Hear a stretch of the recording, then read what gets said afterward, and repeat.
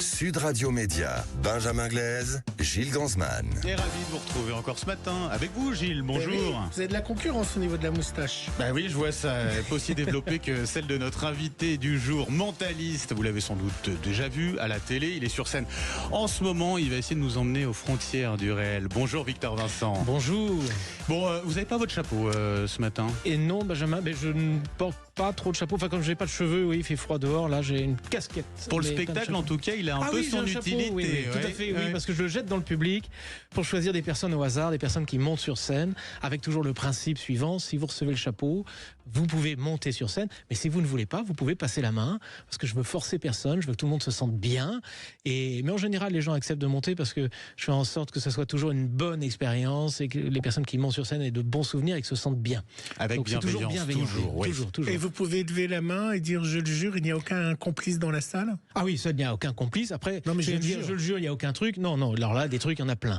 Mais des complices, non. À moins d'avoir un chapeau téléguidé, mais ça n'existe pas. Je me suis renseigné, ça n'existe pas. Vous avez cherché à savoir quand même. Bon, vous serez à l'Olympia les 22 et 23 décembre prochains, donc c'est parfait. Ah, c'est le cadeau idéal. Pour Noël, cadeau idéal en famille. En plus, et surtout qu'il va y avoir des surprises pour l'Olympia, parce que, alors d'abord, il va y avoir une première partie fabuleuse. Celui qui a écrit la musique de ce spectacle, qui s'appelle Romain Trouillet, qui est un véritable génie, qui fait beaucoup de musique pour le cinéma, va venir diriger un quatuor à cordes. On va refaire les musiques d'Alfred Hitchcock, enfin les musiques de Bernard Herrmann, qui était le compositeur fétiche d'Alfred Hitchcock. On va avoir la musique de Psychose, on va avoir des choses comme ça. Donc ça va être très cinématographique, il va y avoir une très très bonne ambiance. Et puis après, ils vont me faire l'honneur de m'accompagner sur scène. Vous savez, je laisse beaucoup de place au récit dans les spectacles. Ah, c'est un vrai show. C'est votre spécialité. Et là, les musiciens vont jouer en même temps pendant que je raconte les histoires. Ça va être un bon moment. Encore et puis, bien plus sûr, dans l'ambiance. Et on aura aussi des nouvelles expériences. Et puis ce sera un peu plus grand, un peu plus gros, parce que l'Olympia, c'est une grande salle. Donc pour recréer plus de spectaculaire et plus de proximité encore, on va faire des expériences un peu nouvelles. Ce sera un peu différent du spectacle de tournée. Est-ce que vous regardez, avant d'entrer par un petit œil du rideau, le public, ou vous le découvrez quand il souffle? Non, vous regardez avant? Oui, je regarde toujours. Vous repérez les gens? Je regarde ce qui se passe. C'est votre première à l'Olympia ou pas? Alors j'ai déjà joué plusieurs fois sur la scène de l'Olympia, mais pour les premières parties. Là, c'est la première fois. Vous allez chanter? Je vais chanter. Laissez-moi réfléchir. Non. Oh, c'est dommage. Je sais pas pourquoi je réfléchis. Non, je vais pas chanter. Alors c'est dommage pour moi parce que Vous chantez bien heureusement pour le public. Ouais. Je chante merveilleusement bien. C'est dommage de pas vous entendre. On passe au zapping avec Gilles.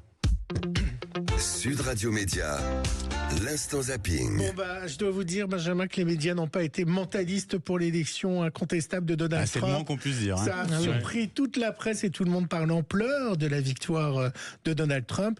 TF1 a fait réagir dans son journal les hommes politiques à l'Assemblée, dans l'ordre de passage. Éric Ciotti, François Hollande, Olivier Faure et Philippe Ballard du Rassemblement National.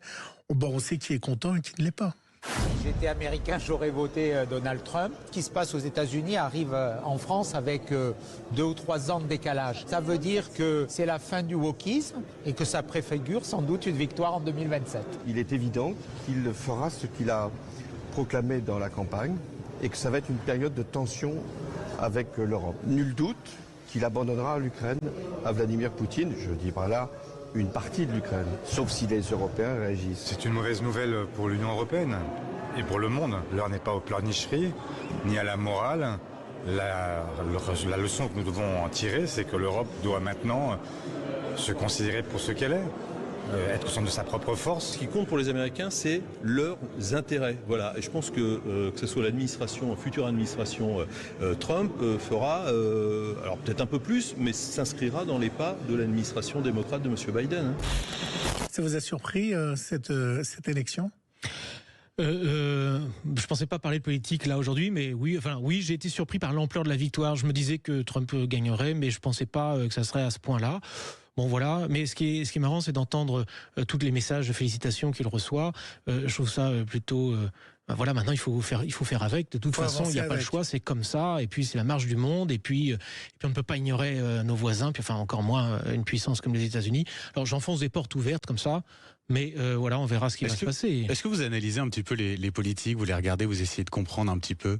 Alors, je parle jamais de politique, mais je suis passionné de politique en réalité. Bah alors. Mais oui, je regarde ces choses-là. Après, je sais la question à laquelle vous pensez, c'est est-ce que votre côté mentaliste vous permet d'analyser ce qu'ils pensent réellement, etc.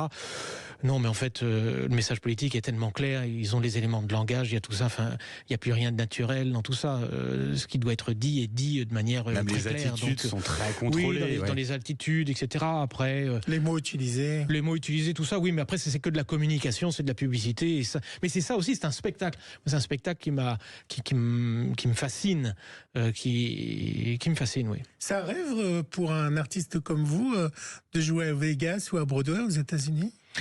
Je dois vous dire que la ville de Las Vegas est un petit peu aux antipodes de mon esthétisme, c'est-à-dire qu'un désert avec des lumières en plein milieu et des pièces qui font gling-gling partout dans tous les coins, ça me dit rien.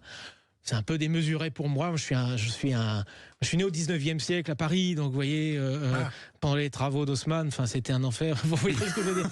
Donc, je suis un petit peu loin de tout ça.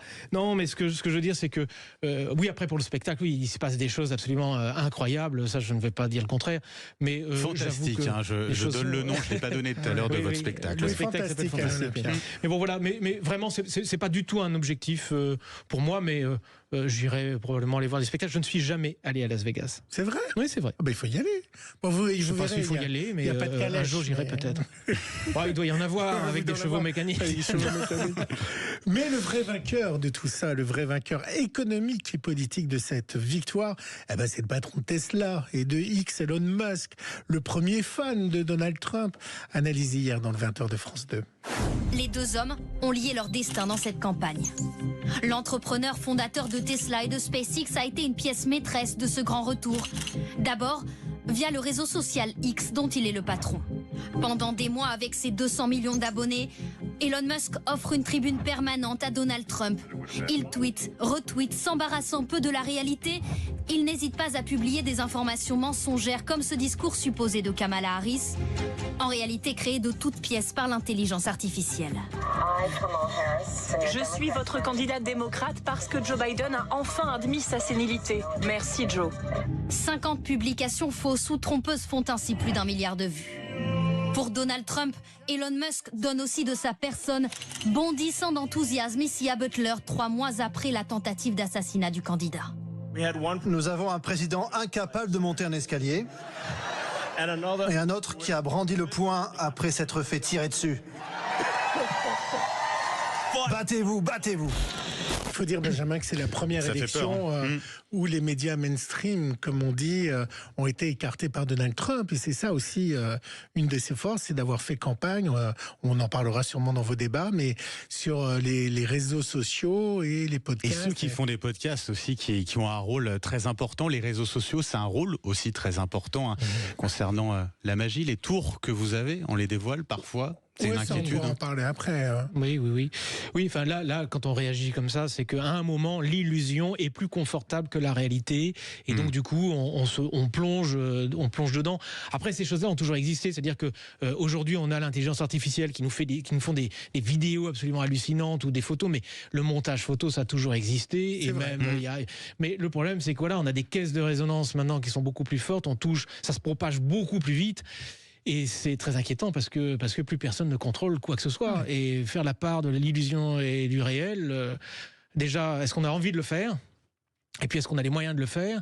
Est-ce qu'on a le temps de le faire? Parce qu'on est tous occupés aussi un peu à notre propre survie.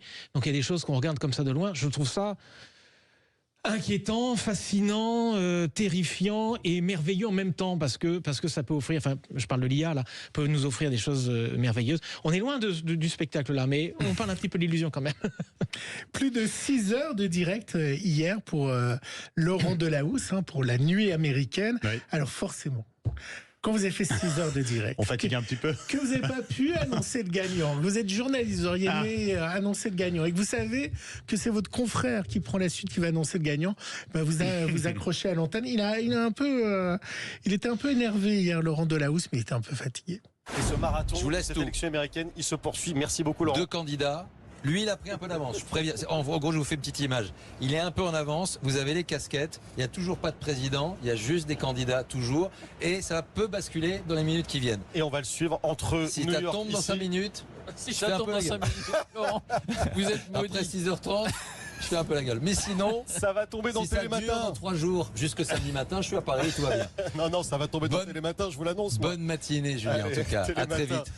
Et merci à tout le monde. Et surtout au bureau de Washington, à toutes les équipes, à tous les envoyés spéciaux qui étaient avec nous sur le terrain. J'embrasse Franck Genezo, bien sûr, et tout le bureau. Merci Kelly, merci Laurence, merci Étienne. Je vous laisse. Bon, Loïc, pas tout de suite.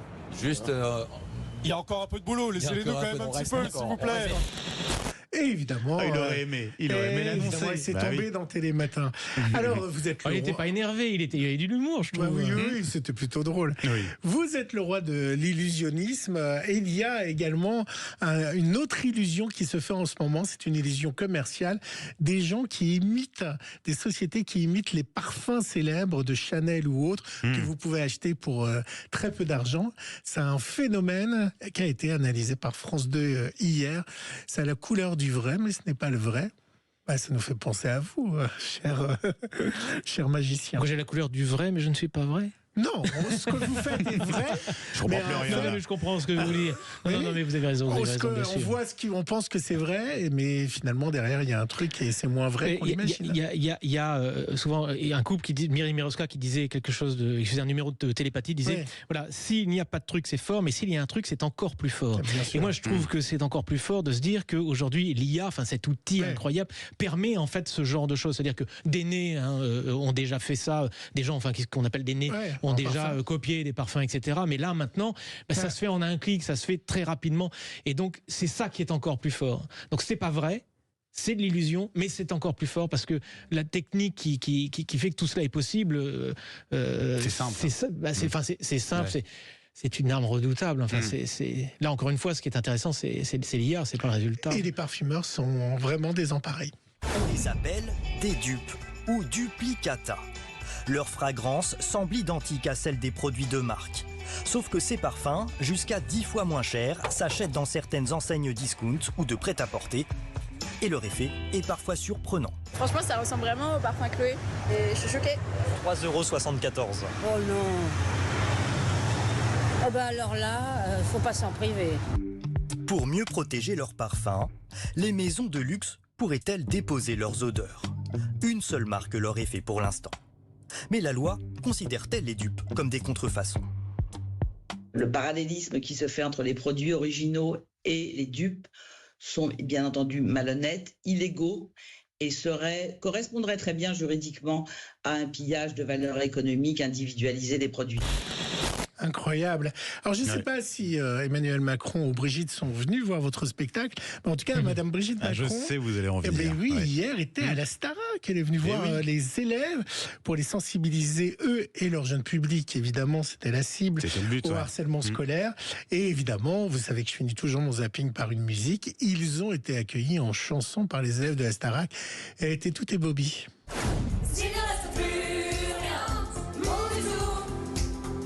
Et que tout tourne autour de nous. Je te promets une saison pas comme les autres. Je vous entends pas chanter, Gilles. Non. Sachez que... On va répéter un petit peu. Oui, parce que demain, on reçoit la prof de chant de la Starac. Sera notre invité demain avec Ladji Doucouré, qui est le prof de sport. Et l'an dernier, ils avaient été à l'Élysée, d'ailleurs, les élèves de la Star Academy. Mais c'est pas le sujet. C'est pas le sujet. Allez, dans un instant, on revient sur ce spectacle incroyable, fantastique, les 22 et 23 décembre à l'Olympia. Avec vous, Victor Vincent, mentaliste. On va faire quelques tours peut-être tout à l'heure. Oui, ça vous dit? Ah bah oui, si vous voulez. Allez, dans un instant. Sud Radio. Sud Radio. Parlons vrai. Parlons vrai. Sud Radio. Parlons vrai. Sud Radio Média. L'invité du jour. Et Victor Vincent est toujours avec nous, mentaliste à l'Olympia les 22 et 23 décembre prochains. Et puis en tournée dans toute la France avec ce spectacle fantastique. On le voit, les spectateurs sont complètement bluffés. Vous en avez certains que vous faites monter sur scène pour faire des tours, quoi. Et à chaque fois, toujours cette surprise. Est-ce qu'il y a des profils plus faciles? Alors, je ne sais pas si on dit à mentaliser, mais... Oui, on peut dire ça comme ça. Des profils plus faciles. En fait, moi, mon travail, c'est de faire en sorte que les gens se sentent bien sur scène pour pour qu'ils puissent vivre l'expérience en lâchant toutes les barrières. Il ne s'agit pas de dire j'ai réussi, je suis plus fort. Non, c'est pas du tout ça. C'est une collaboration. On essaie de faire ensemble pour que le miracle puisse avoir lieu, que quelque chose d'étonnant ait lieu. Et si le public ressent ça, je le ressens aussi moi sur scène. Je m'amuse à tout ça. Et donc on vit quelque chose en commun.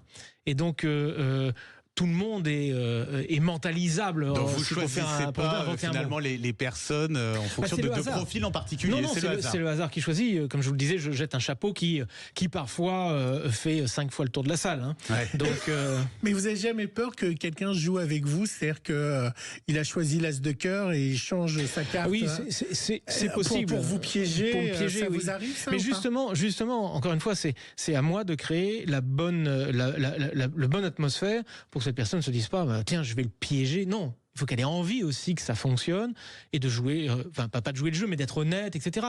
Mais en fait, là, les enjeux ne sont pas ma toute puissance, pas du tout. Les enjeux, c'est regardez, on peut vivre des choses formidables ensemble. Alors, je viens vous voir le 22 décembre à l'Olympia. D'accord. Et après, je reviens le 23. Est-ce que ça vaut le coup que je revienne ou j'ai tout vu le 22? Vous comprenez ma question? Je comprends votre question. Alors, il y a beaucoup de place pour le récit. Est-ce que votre spectacle peut se voir 2 fois? Alors, il y a des gens qui viennent voir le spectacle plusieurs fois. Hein.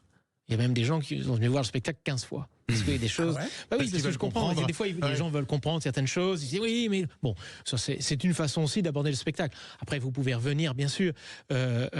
Après, évidemment, il y a beaucoup de place pour le récit aussi. Donc, vous entendrez des histoires. Vous avez déjà entendu, et vous entendrez aussi les chutes et puis les surprises aussi de tout ça. Il y a quelques surprises. Bon, vous avez vu déjà donc des moments où vous ne serez pas forcément surpris.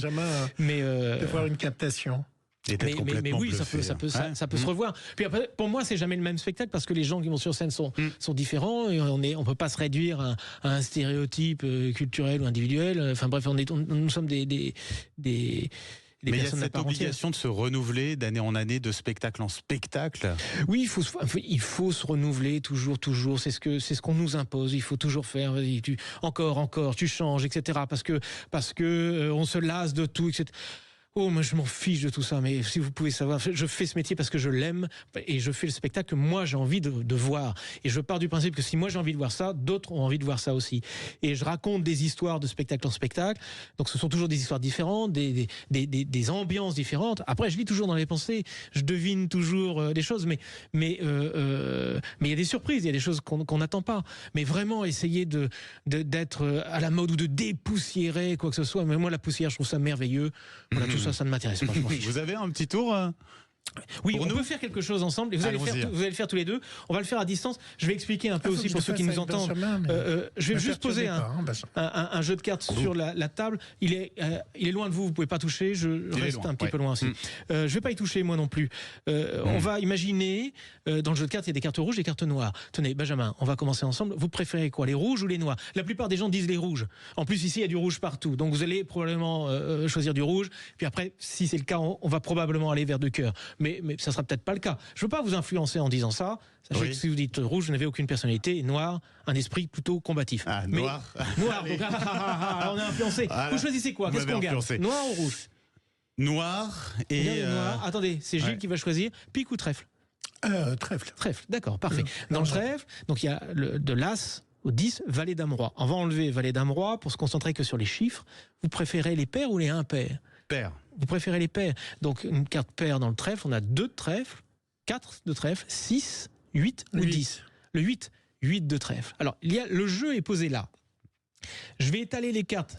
La manière, je vais vraiment pas faire il y a des caméras pour ceux qui veulent regarder sur YouTube, mais vous voyez, dans le jeu, il y a une carte qui est à l'envers dans le jeu. Non, ça peut pas être une seule. De trèfle, la carte que vous avez choisie ensemble, c'est le 8 de trèfle. Mais non. Si c'est le 8 de trèfle là, ça voudrait peut-être dire que vous avez au fond de vous-même un pouvoir de clairvoyance, et je crois que c'est le cas, les amis. 8 de trèfle, c'est ça. C'est incroyable. C'est ça. Alors, ce qui est amusant, c'est soit je vous ai influencé. En vrai, non. Non, je ne vous ai pas influencé. Soit vous avez un pouvoir au fond de vous-même qui vient de s'exprimer. Moi, c'est ça que j'aime bien. C'est utiliser l'illusion pour donner des choses positives. De vous dire que tout est possible. Et vous savez pourquoi j'ai choisi le 8 ? Parce que vous êtes né un 8 ? Oh, incroyable. Je suis né le 8 avril. Et oui, bien sûr. Incroyable. Mais c'est pas qu'une question de statistique, quoi. Il y a autre chose. Il y a autre chose. Après, vous avez choisi le 8, mais si lui, il avait préféré les impairs. Oui, c'était pas là. Oui, incroyable. C'est incroyable ce que vous venez de nous faire. Bravo, bravo. Merci. Comme quoi, il faut venir sur votre tournée parce que vous n'êtes pas simplement à l'Olympia, vous êtes en tournée, vos dates sont sur votre Absolument, ce soir, je suis à Pleudran, demain Ah, on a les listes, on a... Ah oui, oui. Alors, au Redon, pardon, et demain, le Plédran.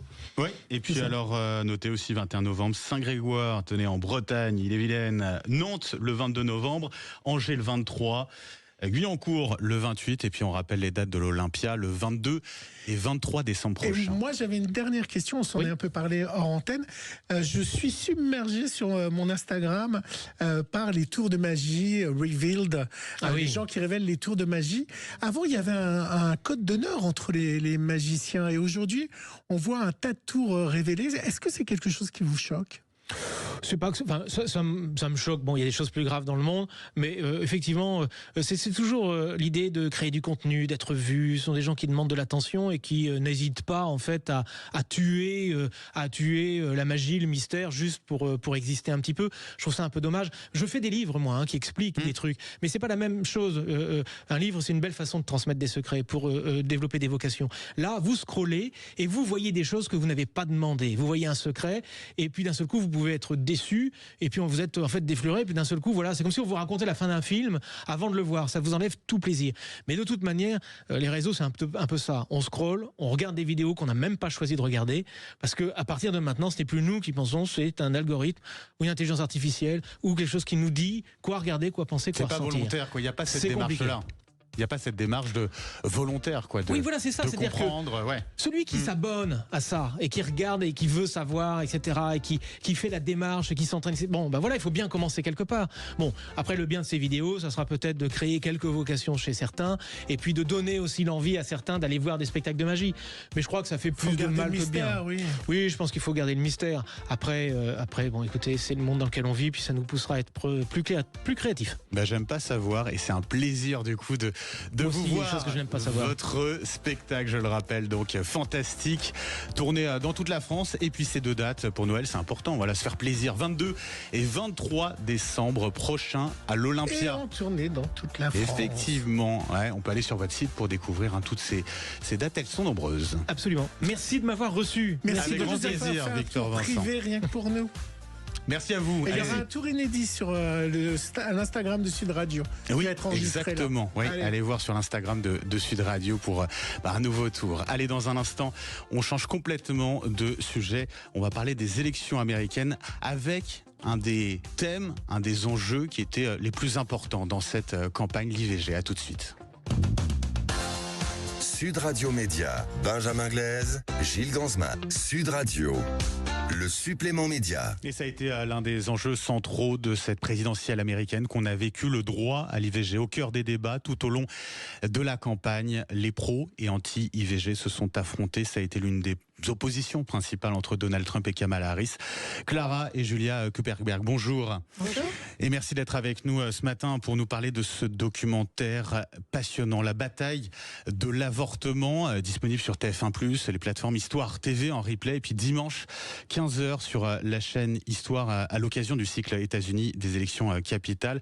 Vous avez écrit et réalisé ce documentaire, l'élection de Donald Trump. J'imagine que c'est une inquiétude majeure en ce qui concerne le droit à l'IVG, Julia. Ah bah oui, ça a été l'enjeu vraiment de la campagne présidentielle dans tous les États. Ça a été la question majeure. D'ailleurs, Kamala a vraiment fait sa campagne sur ce droit et elle a vraiment insisté sur le fait que si elle était élue, elle pourrait remettre le droit à l'avortement, ce qui moi me semble pas possible puisque la Cour suprême est acquise aux républicains.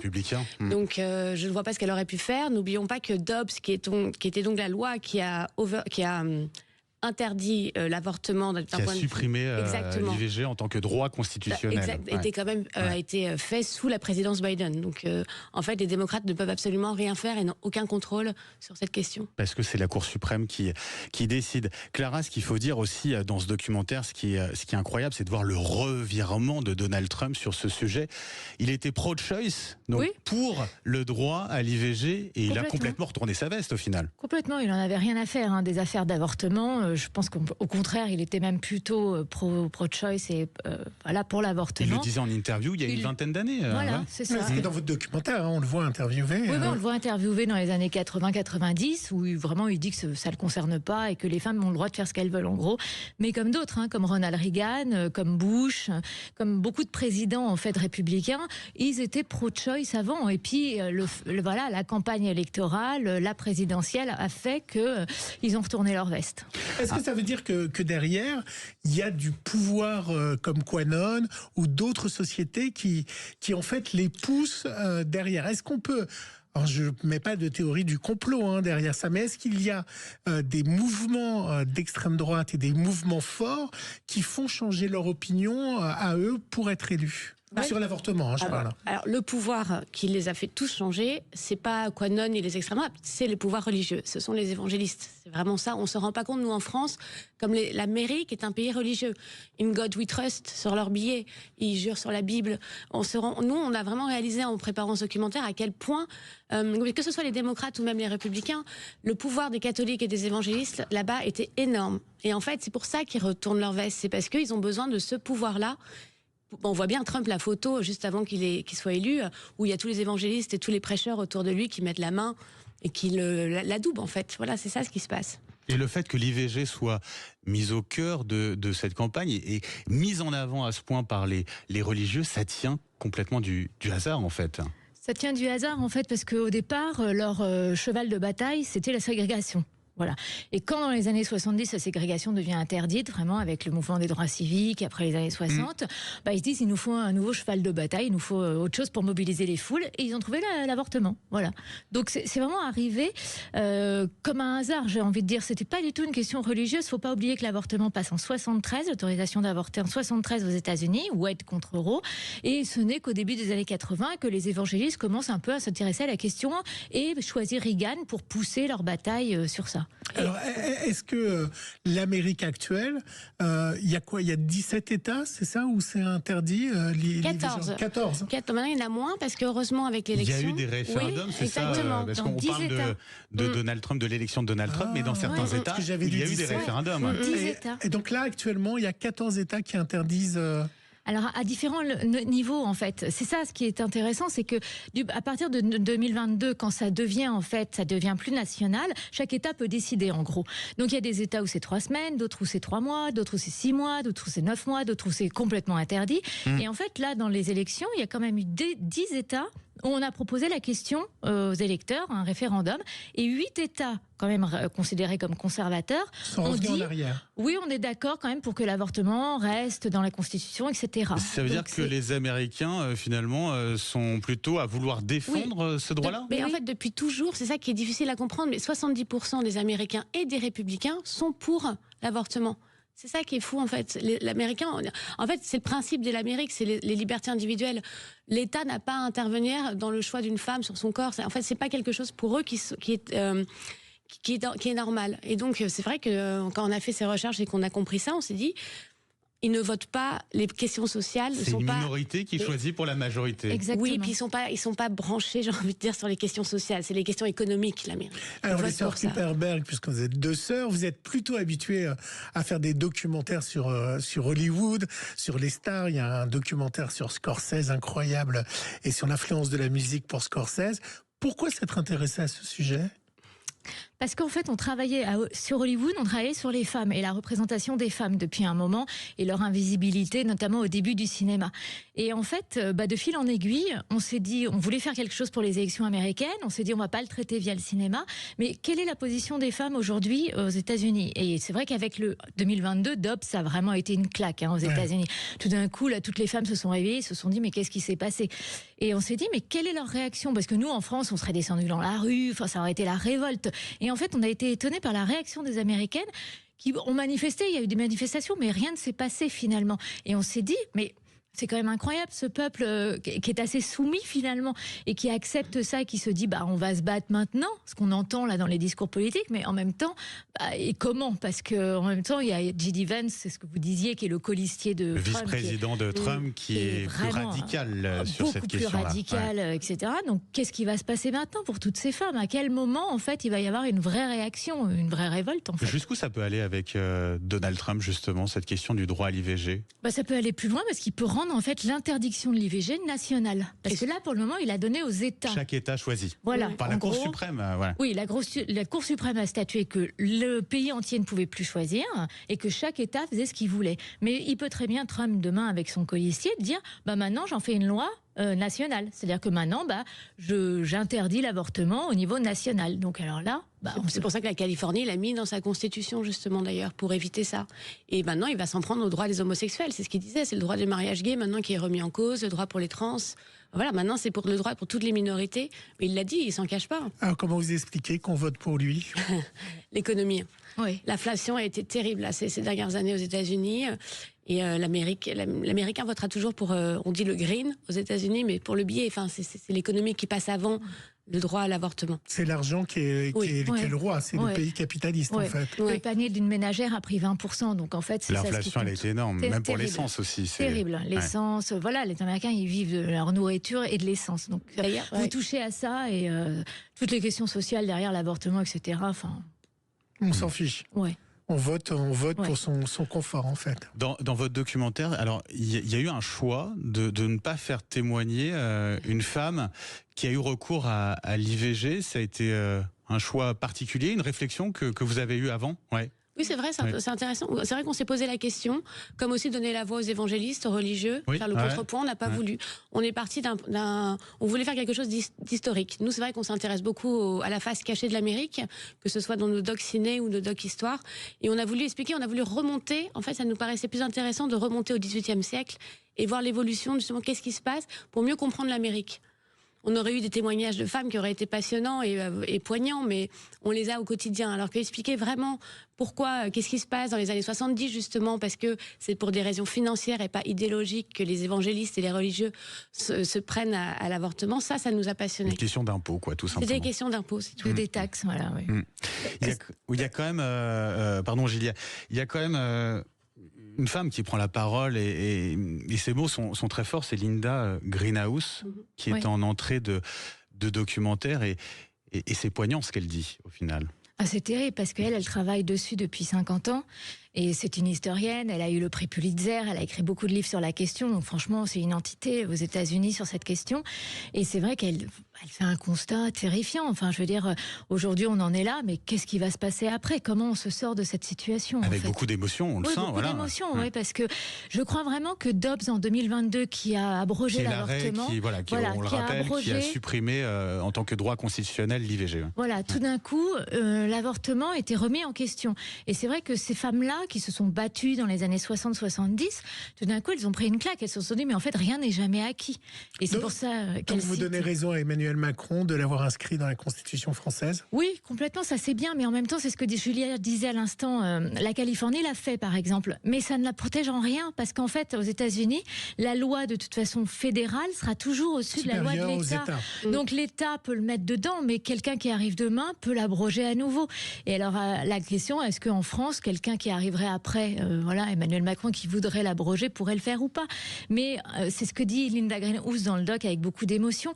Elle cite ces mots de Simone de Beauvoir qui dit que le droit des femmes n'est jamais acquis. Il ne faut pas l'oublier. Mais est-ce que derrière tout ça, on peut regarder avec la France, est-ce que ce qu'on appelle le wokisme, est-ce qu'ils n'ont pas trop tiré sur la corde à force de vouloir imposer des choses, je ne parle pas des homosexuels, mais ça représente 10-12%, de vouloir que toutes les toilettes changent ou autre. Oui. Est-ce qu'à un moment, les gens, entre guillemets, pauvres ou autres, se sont dit... Ça a provoqué une réaction, quoi, en gros. On s'est battu pour des choses sociales qui ne sont pas primordiales face à l'économie et autres. Ils se sont concentrés sur ce genre de choses. Oui.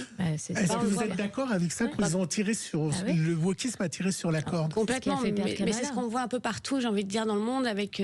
c'est vrai qu'ils choisissent mal leur bataille, j'ai envie de dire. Ils sont passés, vraiment les démocrates sont passés à côté du pouvoir d'achat, du panier, comme disait Clara, de l'américain. Et ça, tout ce qui est social, les droits des gays, les droits des transsexuels, le wokisme, les toilettes, les transgenres, tout ça, ça n'intéresse pas en vrai. L'Amérique profonde. Ça intéresse la Californie et New York, mais tout au milieu, il y a quand même un grand pays. Et ça, franchement, ils savent même pas de quoi on parle quand vous leur en parlez. Et est-ce qu'on n'est pas en train de faire la même erreur en France ? On est en train de faire, en tout cas, les partis de gauche en France sont en train de vont sur le même chemin, j'ai envie de dire, que le Parti démocrate. On va voir si ça fait peut-être un réveil, justement, si l'élection de Trump peut-être. Et de s'occuper des vrais soucis et des vrais problèmes, en fait, du quotidien des Français comme des Américains, oui. L'IVG peut vraiment être bloqué aux États-Unis ? Oui, je pense que si quelqu'un... Alors pas Trump, je vois pas Trump parce que Trump c'est un opportuniste, mais quelqu'un comme J.D. Vance, son vice-président, je pense beaucoup plus dangereux, oui. Oui, parce que lui, il a déclaré qu'une femme violée ou même brutalisée ou même en danger de mort, c'est-à-dire pour des raisons... l'accouchement du bébé pourrait faire mourir la mère, même dans ce moment-là, il préfère que le bébé soit vivant et la mère morte. Exactement. C'est impossible d'imaginer... C'est hallucinant. Mais même il y a quelques semaines... Il a tenu ce discours-là. Oui, complètement. Mais il est complètement. Et alors lui, il y croit vraiment parce que c'est un vrai religieux convaincu de ce qu'il avance. Et il y a quelques semaines, il y a une gamine de 11 ans qui s'est fait violer. On lui a refusé l'avortement. Bon, voilà, vous pouvez même pas changer d'état. Maintenant, vous êtes dénoncé. Quand vous changez d'état, vous pouvez être emprisonné. Parce qu'il y a le dossier médical qui suit. Ça, c'est incroyable. Ça, c'est fou cette histoire. Vous avortez en Californie, vous déménagez dans le Mississippi ou dans l'Alabama, vous pouvez être poursuivi d'avoir avorté en Californie. Et puis, alors, ce qui est très intéressant dans votre documentaire, je me rappelle plus la personne qui intervient, mais elle dit de toute façon une femme qui veut avorter, elle avortera. Ça va faire aussi des enfants qui seront abandonnés ou élevés dans des conditions très compliquées. Et donc tout ça est assez illusoire en fait. C'est-à-dire que ça emmène un enfant qui va être élevé dans des conditions très compliquées ou peut-être abandonné. Et c'est bizarre que les politiques se disent pas que de toute façon, ça se fera, puisque vous parlez de la prohibition, vous parlez au début des choses qu'on a empêché de faire aux Américains et qu'ils l'ont fait par derrière, en fait. Oui, une femme qui veut avorter, elle avortera toujours. C'est ce que dit Linda Greenhalgh. Voilà, c'est ça. Ouais. Mais c'est vrai, elle trouvera toujours un moyen. Et ce qui est terrible, c'est qu'on voit là, depuis 2022, où ils ont abrogé le droit à l'avortement, quand même, dans beaucoup d'États, on voit le taux de mortalité chez les femmes augmenter. Qui augmente, ouais. Voilà, parce qu'elles trouveront toujours une solution. Donc ce sera une solution dangereuse. Et voilà. Surtout chez les minorités quand même. Ouais, ça touche surtout. Ils ont beaucoup moins accès à la santé. Parce qu'une femme riche, elle pourra toujours prendre l'avion et puis partir ailleurs se faire avorter. Mais une femme pauvre qui peut même pas prendre 2 jours de congé, elle avortera pas. Donc elle va trouver d'autres solutions et le taux de mortalité est en train d'augmenter de façon considérable. Politiquement, derrière ça, est-ce qu'il n'y a pas une question de natalisme, si je puis m'exprimer comme ça? Si, oui. Ouais. Ah bah oui, d'ailleurs, c'est pour ça que... C'est un discours qu'on entend de plus en plus, même en France. Hein. Voilà, le réveil sursaut démographique, la volonté d'augmenter le nombre d'enfants aussi, c'est quelque chose qui rentre en ligne de compte. C'est super intéressant. En fait, au XVIIIe siècle, l'avortement était complètement légal aux États-Unis, et c'est pour des raisons justement de grand remplacement, ce qu'on entend aujourd'hui, que les médecins se sont dit il faut que les femmes blanches arrêtent d'avorter. Et en fait, on retrouve ces questions-là aujourd'hui. Et ce documentaire, donc, à voir, passionnant sur cette histoire du droit à l'IVG, la bataille de l'avortement, ça s'appelle, et c'est réalisé, écrit par vous, Clara et Julia Kuperberg. Merci d'avoir été avec nous ce matin sur Sud Radio. La bataille de l'avortement, c'est à voir sur TF1+, Histoire TV, et puis vous pourrez le regarder aussi dimanche à 15h sur la chaîne Histoire. Merci. Très bonne journée à vous. On revient dans un instant avec les débats. Mettez-vous d'accord, et je vous garde avec moi, Gilles. Je reste. Vous êtes d'accord? Allez, à tout de suite. Sud Radio, votre avis fait la différence.